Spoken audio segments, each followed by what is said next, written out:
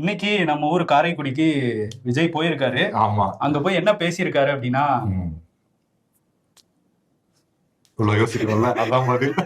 என்னன்னா அவர் எதுவுமே பேசல. என்னடா அமைதியா நிக்கிறீங்களேன்னு பாக்காதீங்க, ஸ்டக் ஆயிடுச்சான்னு நினைக்காதீங்க. அவர் எதுவுமே பேசலங்கிறத நாங்க அப்படி சொல்ல வந்தோம். ஒன்னே ஒண்ணுதான் பண்ணாரு. இப்படி பண்ணாரு, அந்த காரைக்குடி வேட்பாளர் டாக்டர் பிரபுவோட கையை பிடிச்சி தூக்கி இவர் தான் ஜெயிச்சாருங்கிற மாதிரி WWEல பண்ற மாதிரி. அதான் ஞாபகம் வந்துச்சு. WWFல ஜெயிச்சதுக்கு அப்புறம் கை தூக்குவாங்கல்ல. ஆமா, அது மாதிரிதான் தேர்தல் நினைச்சிட்டாருன்னு நினைக்கிறேன். வந்து கையை தூக்கி காமிச்சிட்டு போயிட்டாரு விஜய். என்ன அப்படின்னா, இவர் 2:30 மணி வரையும் தான் பர்மிஷன் கொடுத்திருந்தாங்க. 12:30 இருந்து 2:30. இவர் மதுரையில இருந்து 1.5 மணி நேரம் தான் டிராவல். இருந்தாலும் இவர் 4-4.5 மணி நேரம் டிராவல் பண்ணி தான் வந்திருக்கிறாரு.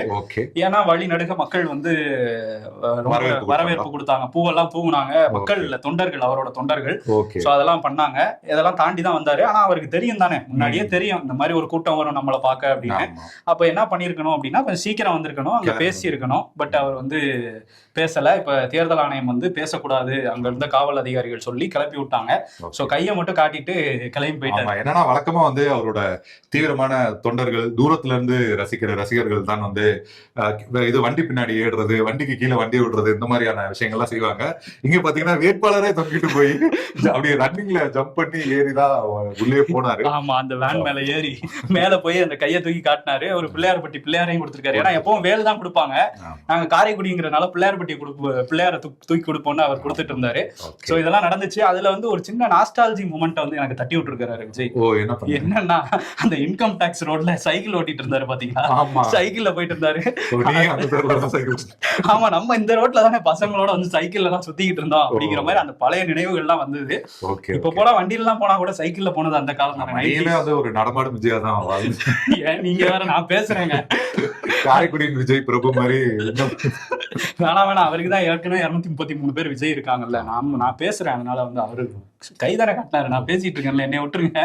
இப்ப என்னன்னா, இந்த காரைக்குடியில இதெல்லாம் முடிச்சுட்டு கிளம்பி போயிருக்காரு. இப்ப நாளைக்கு கடலூர் போவாருங்கிற மாதிரி சொல்றாங்க. கடலூர்ல பிரச்சாரம்.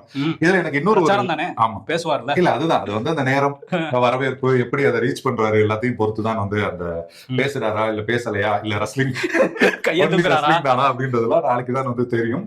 இதுல இன்னொரு ஒரு கேள்வி பொதுவாகவே எழுது. என்னன்னா, எல்லா தலைவர்களும் அவங்களோட சுற்றுப்பயணம் அப்படிங்கறத அந்தந்த பகுதிகளில் அப்படித்தானே வச்சுதான் நம்ம பார்த்திருக்கோம். ஆனா விஜய்க்கு யாரு திட்டமிடுறா அப்படிங்கறது பொதுவா தெரியல. ஏன்னா திடீர்னு தூத்துக்குடி திருநெல்வேலி பக்கம் போறாரு. சரி, காரைக்குடி கூட அதுக்கு ஓரளவுக்கு பக்கத்துலன்னு வச்சுக்கீங்களேன். திடீர்னு பாத்தீங்கன்னா கடலூர்ன்றீங்க. இல்ல, நைட்டு சென்னைக்கு திரும்ப வந்துடுறதுனால ஹோம் சிக் இருக்குன்னு நினைக்கிறேன். அதனால வீட்டுக்கு போய் அவர் அங்க தூங்கி எந்திரிச்சுதான் அடுத்த ஊருக்கு போறாரு. சோ அதனால எங்க வேணா போவாருங்கிற மாதிரி தான் இருக்குது. சோ போறாரு. இன்னைக்கு உள்ள ஸ்கிரிப்டையும் சேர்த்து நாளைக்கே பேசுவாரு அப்படின்னு நம்ம எதிர்பார்க்கலாம்.